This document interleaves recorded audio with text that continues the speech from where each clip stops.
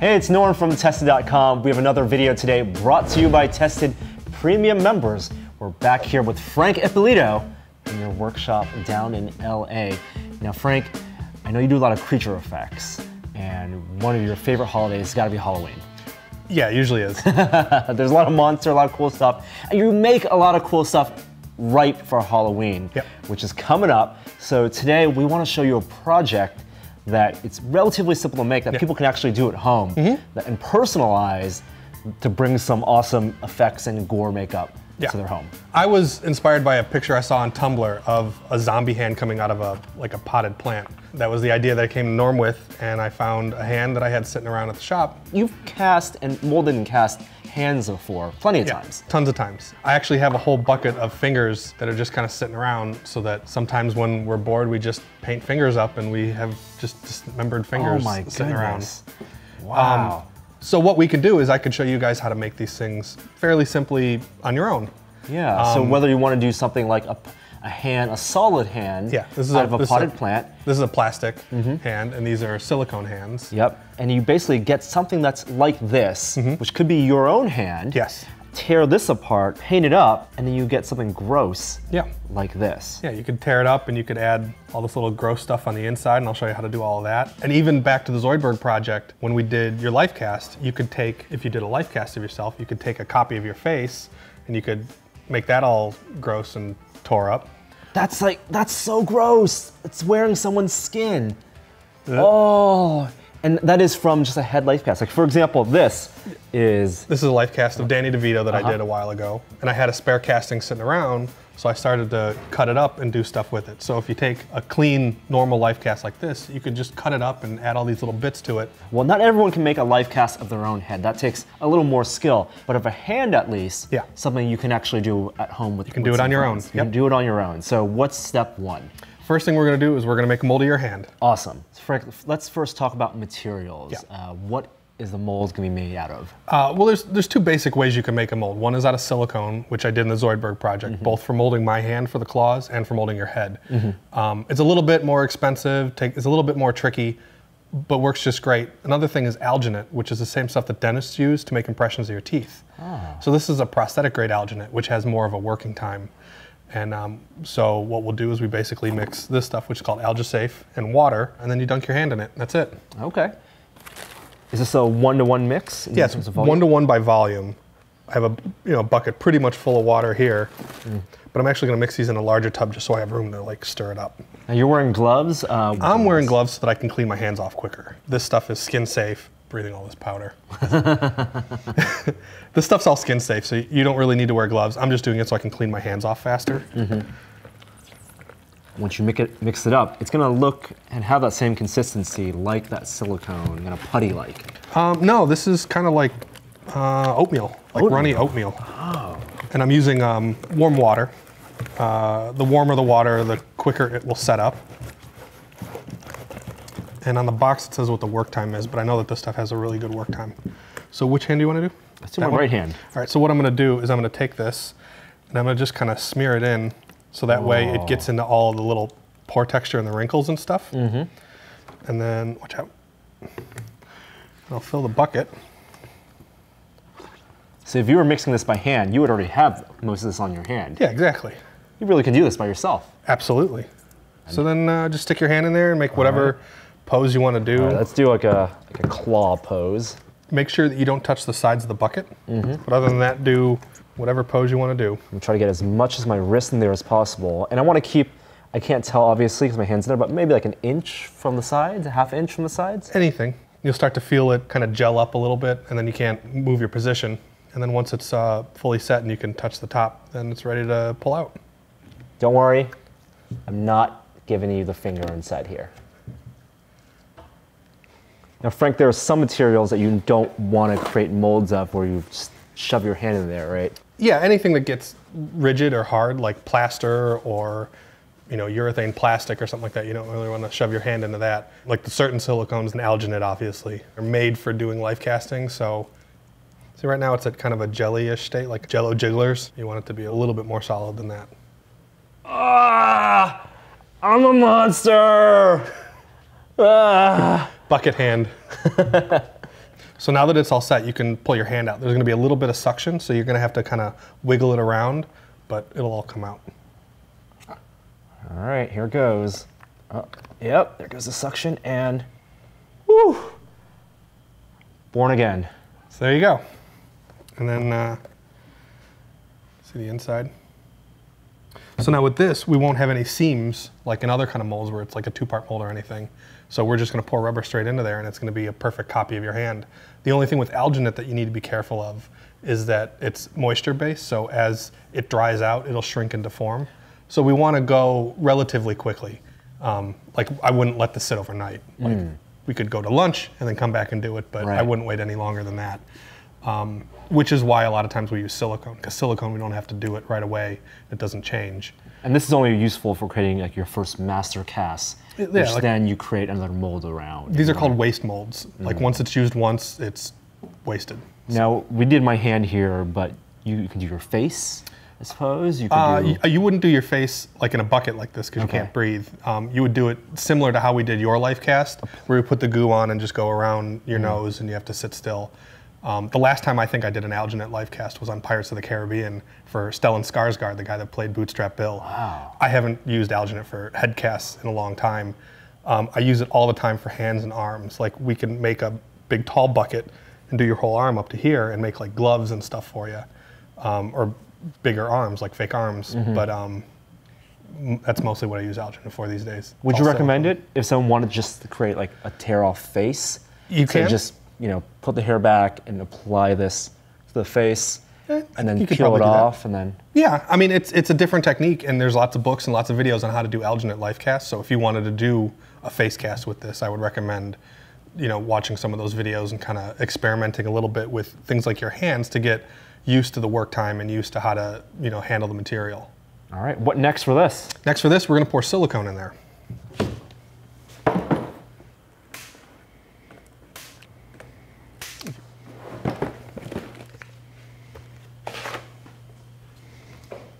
Okay, Frank, so silicone is what we're gonna actually cast this mold out of. If you wanted to use something like resin like you did last time, can we do that? You can't use urethane resins in the alginate because urethane resins are usually moisture sensitive. There's some additives you could put into urethanes, but they're tricky and it gets kind of complicated. For alginate, you can put silicone in there.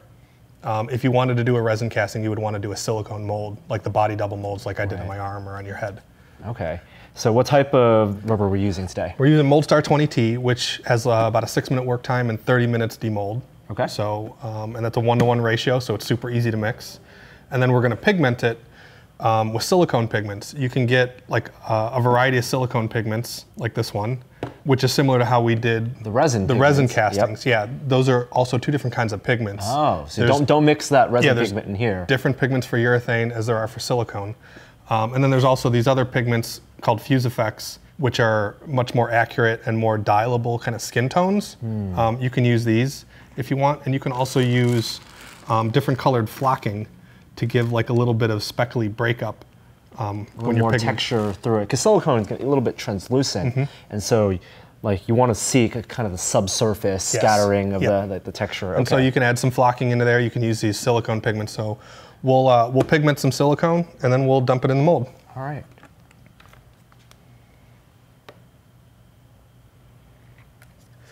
So we'll just pour out some silicone. I'm going to mark the cups, which one's A and which one's B, just so that I can pigment them. Are you going to pigment both A and B? Yeah, because if you only pigment one side, then you add the other, it's going to dilute the pigment. So we want to pigment them both about the same. When adding pigment colors, a little goes a long way. Usually, yeah. You don't want to over pigment because if you put too much pigment in here, it could inhibit the silicone and make it not work. Yeah. But also if you put in too much, then it'll become opaque and it won't have that translucent-y look. So for the volume of a hand, we're talking about 600 milliliters on both, so a little over a liter. We'll have more than we need. Yeah, we have more than we need in case I don't make enough. I'm going to make a smaller batch, and then I'll make another batch if I want. But I don't want to underpigment the material, because then I don't have enough, and I have to repigment another batch to kind of match. Got it. So if I have it, then it's done. And sometimes when you pull this out, it doesn't rip, and you can pour a second one. So if we have enough material, I might be able to pour a second one. That'd be cool. 4 drops of medium olive. This one's a little bit of an apricot tone because you got a lot of reds in your skin tone. And I'm just guessing on all these right now. Once I stir it up, I'll be able to start dialing the color in a little bit closer. Put a little bit of that. And then this one is porcelain, so I'll put a couple drops of that one in. And then we'll see where these get us. All right, Norm skin, a couple drops of medium olive, a couple drops of apricot, and a couple drops of porcelain. We're getting there. Now, as you're stirring and looking at the color, it still looks pretty translucent here. Yeah. How are you evaluating how much more pigment to add? Well, we have to also account for what we're going to paint on afterwards. So I don't want to go for the super reddish colors here. If you kind of press on your skin, you can see that kind of base tone. Yeah. That's, you know, when you compress the capillaries, that kind of gets rid of all that redness, which is the redness we're going to add in. So whatever that tone is, that's kind of what I'm aiming for. And I can just kind of see it in between the reds, so I kind of have an idea of what I'm looking for. So that's what I'm aiming at. There's a million ways to pick how you're going to pigment skin and how you paint and all that stuff. So, I mean, this isn't, you know, the gospel, but this is just how I do it. It's always better to kind of sneak up on these colors than to just kind of blast a whole bunch of pigment in there and overshoot it. You know, take your time and find the tones, and as I'm adding, I'm changing the ratios on which colors I'm using just to kind of come closer to it. With the A and the B parts, when they combine, the pigment's still going to stay what it looked like on either side. It's not like combining them darkens it or anything. No, it'll stay the same color, but that's why I'm trying to do them both the same, so that when I mix them, they're not going to change and make something else. So as long as I'm close, I'm fine. When you're pigmenting this stuff, you don't want to make it too translucent. Skin is a lot less translucent than you think it is. Some people try and make it real. They take the properties of the translucent silicone and really use them, and then they come out with a flesh tone that's too clear, and then things end up looking waxy. So you don't want to go too translucent. And it's all about finding the balance. And the more that you practice and the more that you try these things, the more that you'll kind of find that happy medium and how to get to those correct skin tones and undertones. I think that's pretty close to what I want it to be. All right. So there we go. We have silicone pigmented and mixed up. So now we'll just mix it 1-to-1 with these graduations on the cup. I'll do 10 ounces and 10 ounces. So also, because these things are both the same color, it's hard to tell how much you've mixed it. Yeah. So you want to make sure you mix it real good and scrape the sides of the cup. So when you look inside of this, I can see that you had your hands kind of curled around. So I'm going to put a little bit of silicone in there, not fill it up all the way. And then I'm going to roll the mold to make sure that there's no air bubbles down in the fingertips.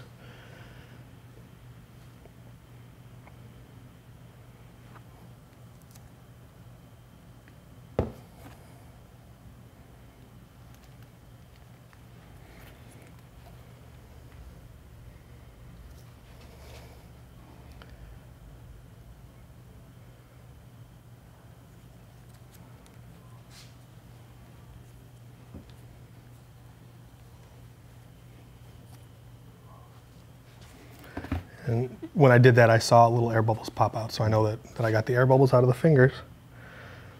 And so then I'll fill it back up the rest of the way.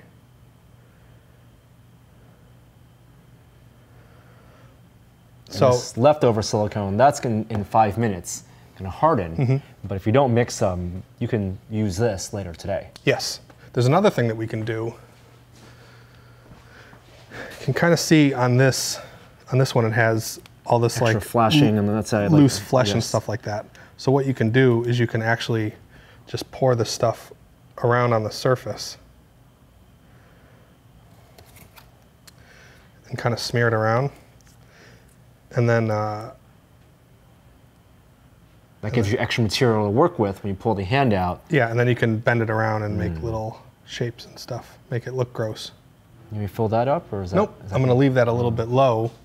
Just like on this, see how it's a little bit below? And then we can take and cut out some of it, and it looks like it's just little loose pieces of skin. But that all comes from experimenting and kind of fooling around with stuff.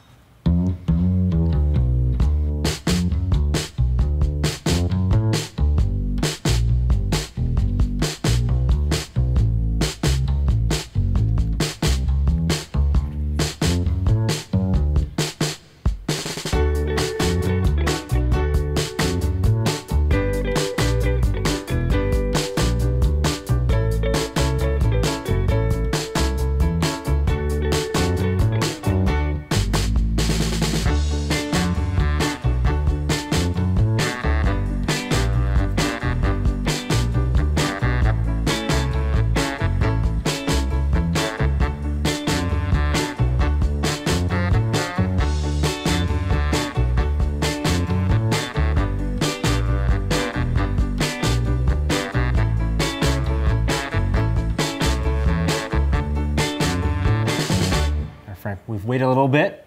The silicone is set, and we pulled out one copy already of the hand, just because you wanted to make a second copy. Yeah. This looks awesome. It looks like my hand. It's supposed to be. Yeah. Oh my gosh, look at all the details. All that skin texturing right there, all the wrinkles. Very few air bubbles. Oh well. There's a couple on the back. On the back, yep. But once we paint that up, you probably won't see them. You can get rid of those air bubbles by rolling the mold a little bit more, kind of how I rolled the mold to get the air out of the fingertips. If you just roll it a little bit more, you can get rid of those air bubbles. Let's show the process of taking it out of that mold.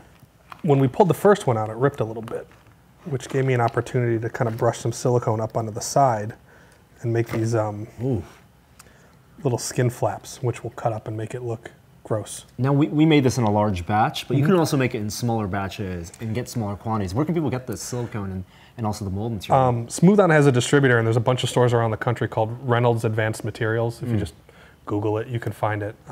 That's a place you can get them in. You can get all these materials in smaller quantities. Like I had a gallon of the silicone. You can buy little small trial kits. Yeah, I know a lot of prop makers, cosplayers use them to buy their product. But all right, so we have two hands. Oh, it's from the Addams Family. So you see how this one, it has, you know, the whole wrist all the way that we poured solid. This one has these little bits that are hanging out. So what we'll do is I'll take some silicone and I'll mix pigment into it, and then we'll put it in here and make it look like it's a bloody stump. And having this thin fleshy part is almost like it's going to be like the skin, and so that way we can tear it up. And then I'll also take a knife and I'll cut into it a little bit more so we can have other little, you know, places that are exposed and have, you know, little bloody parts. All right, Frank, using just an X-Acto blade here. Yeah, I have actually have these scalpels, which are a little bit sharp, stay sharper a little bit longer than X-Actos, but X-Actos are just fine. This is also one of those things that, like, if you've done it a couple of times, like, you kind of come across shapes or techniques or places that make it look cool. Are we going to cut any fingers off? We can cut a finger off, or we can cut like the thumb and have it like hanging off.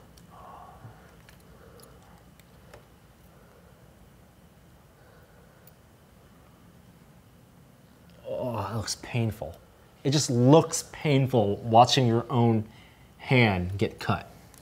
Oh my God. So what I can do is I have these wooden skewers like for cooking and stuff, and if I take it and I poke it through, what I want is, because the silicone's always going to snap back to its place, so I want to deform where it goes.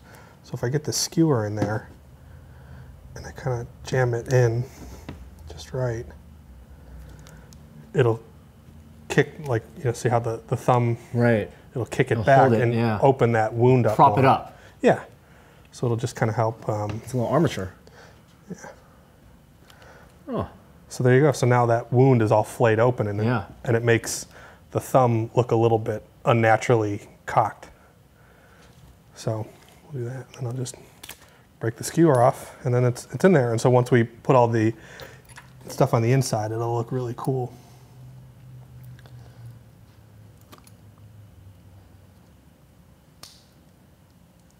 So there's a couple of different ways we could do this next additive process. One is with just silicone caulking, and this is a caulking that I got at Home Depot or Lowe's or something like that. It's GE Silicone 1. There's 1 and 2. It's GE Silicone 1 Clear, and it sticks to the stuff really well, and it takes the paint and everything really good. So this is the one that I like using. So what's the point of the caulking? Nothing sticks to silicone except for silicone. Yes. So when you're painting something or doing a buildup in this case, you need the silicone, which is going to be the medium that we're building up with, or the paint binder. So caulking is kind of a good go-to. So take that. For all your implant patching needs. Yeah. Now it's time for painting. Yes. Well, now it's time for doing some buildup. So we're gonna do some buildup to make like bloody tissue inside. Right. When you say buildup, you mean adding flesh to the hand. So I have some caulking, and I'm gonna add some of this silicone pigment. And again, we want to reinforce that you need silicone pigment to stick to silicone. Yeah. It's not just the same paint that you can get for resin, for example. Yeah. Some of that. Just mix it into the caulking. A little goes a long way. All right, so we have the red pigmented caulking. We have a little bit of 99% alcohol. Okay. Some Q-tips and some brushes. So what I'll do is I'll start in on this thumb section that we have like that. And I'll just kind of put this stuff in there. So I just kind of pack it all in. Just adding meat. Yeah, like muscle tissue and whatever. Pretty generous application. Yeah, and I'm not really worried about getting it everywhere else too, because what you want to make sure it's in all the little holes and stuff. And then I'll take the spatula and I'll just kind of scrape the excess away.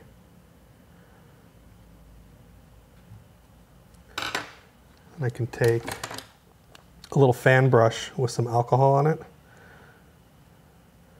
and kind of rub it down. And what does this do? If you have the alcohol on there, it kind of lubricates the bristles so it doesn't completely stick to everything. And this is just to get rid of the excess. Yeah, it's just helping clean up all that excess stuff. So once it's kind of cleaned up, I can take another brush or something else. Again, with the alcohol, you can kind of sculpt some stuff around. Sculpt the muscle tissue in directionally. See how it's got those little like striations now? Just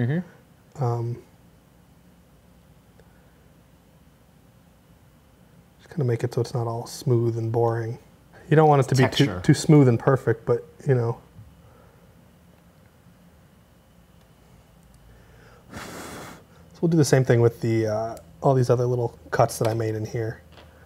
And the idea really is to fill up the interior, all the interior lining of the walls, and then kind of use the extra padding to create some interior texture. That's exactly the same thing that I did on that half of a face, which was a silicone casting like this taken straight out of a life cast. The interior side. The interior side was all a buildup like this. Ah. And how long does it take then for this to set up? Well, this is silicone caulking, so it's just got to kind of air dry. Yeah. You can smell that vinegar smell. That's because it's an acetoxy silicone, and it gives off a vinegary smell when it's setting. You know, I've talked about different kinds of silicone. There's platinum base, there's tin base, and then this is an acetoxy, which is what most one component caulking silicones are. It's cheap, it's readily available. Yep. And you can work with it. And then once you're done with that, it's waiting for that to set. And then we'll paint it. Applying the final paint. So here's another little thing. Inside, underneath all your layers of skin, there's a lot of fatty tissue. It's not all just red, bloody stuff. So I took a little bit of yellow and a little bit of like a fleshy tone, and I'm mixing this like fatty layer. And so I'll take this and I'll dot this around in there, and it'll make it like a cool little fatty tissue inside of there. And so that once we start painting blood on top of all this meaty stuff that we're doing, then it'll kind of settle into cracks and it'll look really cool. And gristle.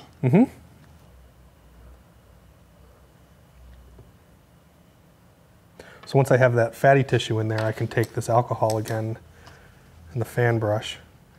Blend it. Wash over it, which gives it, like fatty tissue is real soft and real like lumpy. Kind of smooth all these little bits out and kind of wash over them. It's like ketchup and melted American cheese. There you go. Velveeta. Probably could have made the fatty tissue a little bit more translucent, but again, it's up, you know, it's up to your artistic interpretation and how much you want to kind of make stuff up to. So there's always that kind of balance between what real anatomy is and then what you want to do creatively to make it look gross and fun. You always want to try and err on the side of actual anatomy and actually what would happen. You know, you could take some liberties and just have fun with it. You know, if this were really happening, there would be a bunch of bones coming out of here, and you could take those like anatomical skeletons and take parts of that and have, you know, those things sticking out.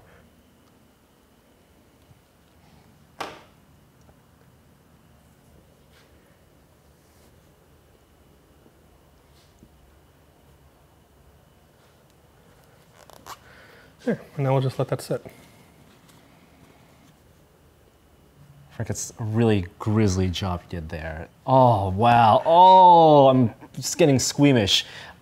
Obviously not done yet. Yeah. Painting is the next step. I gotta wait till this. We're gonna let the caulking set up, which this stuff goes pretty quick, but we'll wait until tomorrow morning and do it. All right, we'll come back tomorrow morning and start the painting for you guys immediately.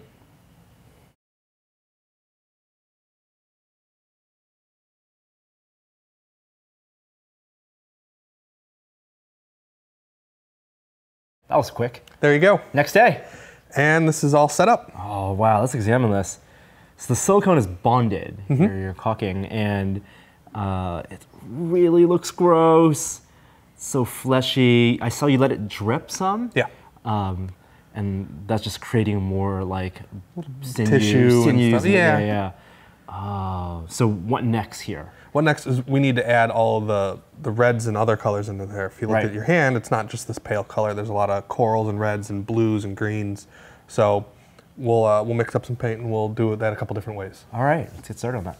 So the first thing I did is I took more of this caulking and I put it in a little mason jar and I just shook it up with some naphtha. Naphtha is the easy solvent for silicone. There's also this stuff called Novox, which has a matte version, which we'll use for the final layer on this. And so you're basically making a paint that you can use that will stick to the silicone. And nothing sticks to silicone but silicone, so the paint has to be silicone. So I'll take a little bit of this paint base. I'll add some pigments to it. You can use silicone pigments like we did for the bloody stuff and for tinting the silicone. I also sometimes use these alcohol-based paints. This is Skin Illustrator and this is Endura. They both work just great. You put a little bit in there and you mix it up and you can paint with them. You can also paint directly on here with the alcohol-based paints and then seal it with more of this silicone, but I like just mixing it into the silicone. So I have a brush that's got a little brush bristles. Yeah, a little brush with these extra bristles coming out, and so I'll use that to kind of paint this blotchy, because if you look at the skin on your hand, it's pretty blotchy. I got blotchy skin. I understand. Yeah. But yes, the red on your skin usually is unevenly distributed. It's not like a flat red. Correct. So I want to put this on unevenly.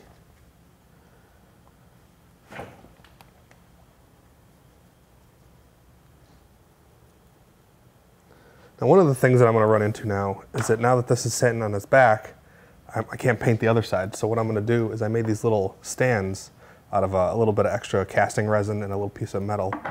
So I could take this hand and I can actually just jab it in there. Jab it into this. this. You have a stand.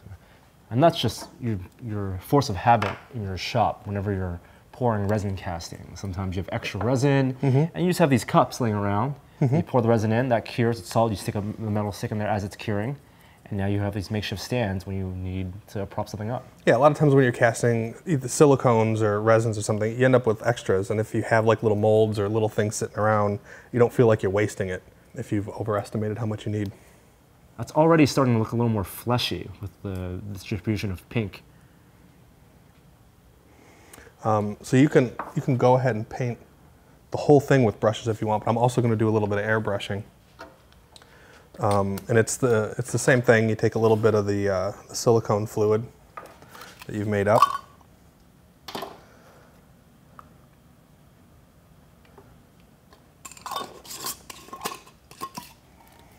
Add a little bit of this like bluish gray color, and we're going to paint in the veins on the back of your hand.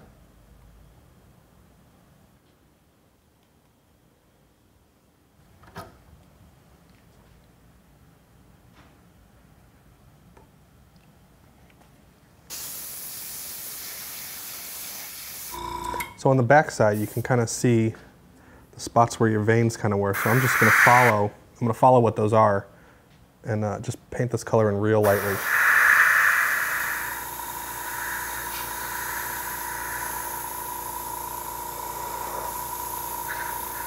So there's also some blues that are inside between your knuckles. So I'm going to put some more blue inside of there.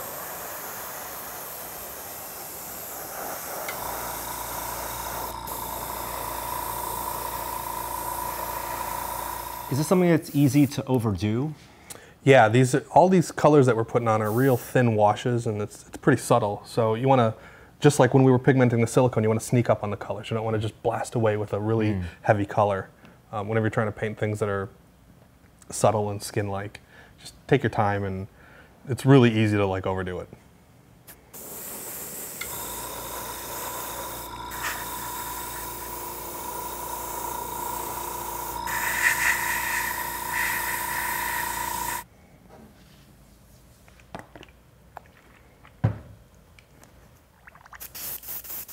All right, Frank, there's of course the fingernails. That's gotta look different than this flesh.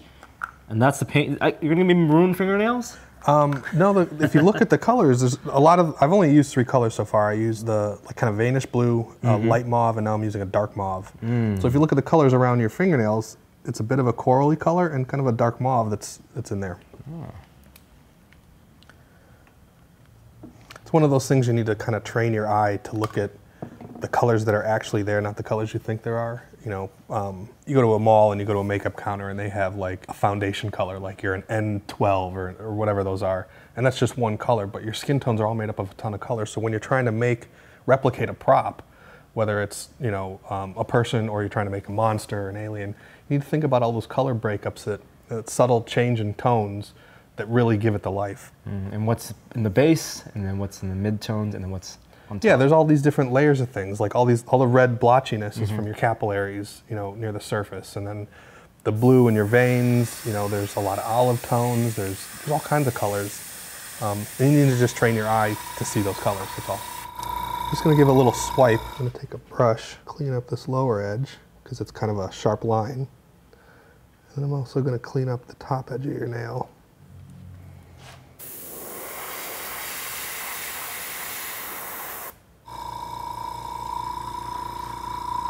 And this is the kind of thing you want to do one finger at a time. You don't want to do it all. It just helps. You can just take your time.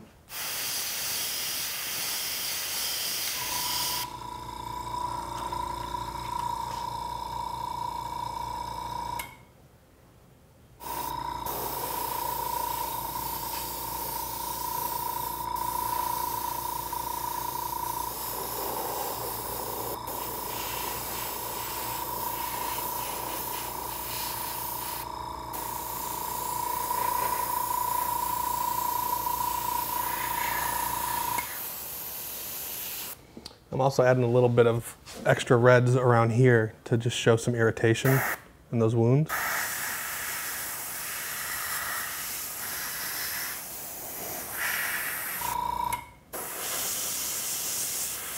Little red knuckles also. Yeah, that's what I'm adding. There's all kinds of spots where your fingers get redder. If you look on the other side of your fingers, your palm is a little bit redder too, so I'm gonna put some more of this mauve in the palm also. So the last kind of coat that I'm gonna throw on here is a bit of an olive tone. If you notice what I'm painting with, they're kind of primaries. I got reds, blues, and greens as secondary, but I find myself painting more with like primary and secondary colors than necessarily with variations of a flesh tone. Like you don't use like a medium flesh and a dark flesh to kind of give that balance. You use all these other primaries and secondaries to kind of flesh out the flesh. Degrees of each to get the tone you want. Yeah. So I'm also going to add some of this matte finish into this olive because I'm going to kind of give the olive a spray over the whole thing. Because if you put your hand up next to this, this is a little bit greener than this, or yellower, but it's an olive tone. So if I spray the olive tone on there, it'll kind of bring it all into where you need to be. And then the matte will just give it a nice sheen instead of this glossy finish.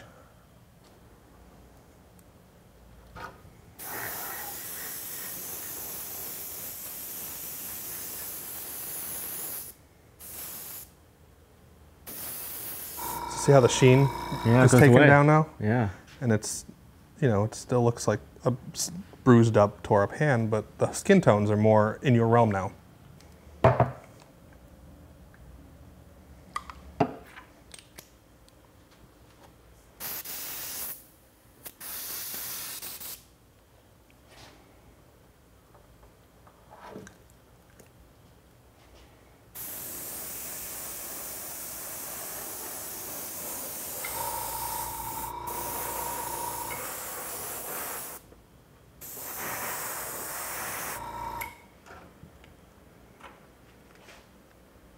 All right, Frank, paint's been applied. Yep. Layers of paint. It looks so realistically fleshy now. I mean, it looked good before, even compared to just out of the mold. But the texturing, and this is just like half an hour of work for you. Yeah, I mean, you could spend a half a day painting one of these things to really, really match all the little nuances and details. But general color placement. It brings it to a lifelike-ish prop. One final application. I'm gonna splatter a little bit of blood on there, make it look a little bit more gooey. So we're using Endura, which is just an alcohol-based makeup paint, but you can also use the Skin Illustrator, or you can use the smooth-on silicone pigments, whichever ones you want to use. It's fine, I'm just using the Endura stuff. And again, that's alcohol-based, so you gotta mix in your silicone. Yeah, the silicone base. So, if you mix a little jar, there's like a half a jar worth, it lasts more than enough. And what's your thought process for the application here? Well, you gotta figure that whatever wound happened here, it's probably gonna spatter a little bit. So it looks like it's been ripped and kind of shredded up. So you don't just wanna put a bunch of blood and drips and stuff all over the place. So I'm gonna use this brush with the bristles sticking out again. I'm gonna kind of flick it at there to make it look like it's like a little bit of a spatter. Now, is the goal for this then to dry and it looks like dried blood, or do you want to make it look like fresh blood?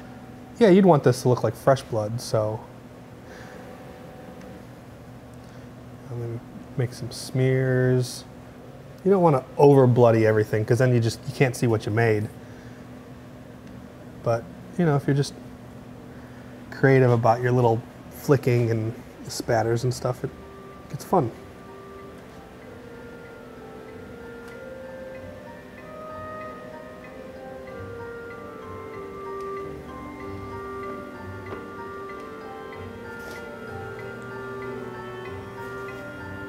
So there you go.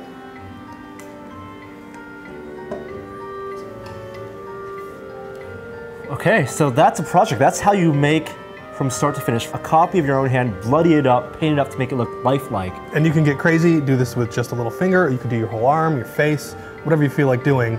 These are just some basic techniques, and there's a million ways to do all of this stuff, but just some basic idea of how to go about it. You want to impress your friends for this Halloween. You can buy material from Smooth On, Reynolds Advanced Materials down here in LA. Reynolds is the distributor. They have distributors all over the country.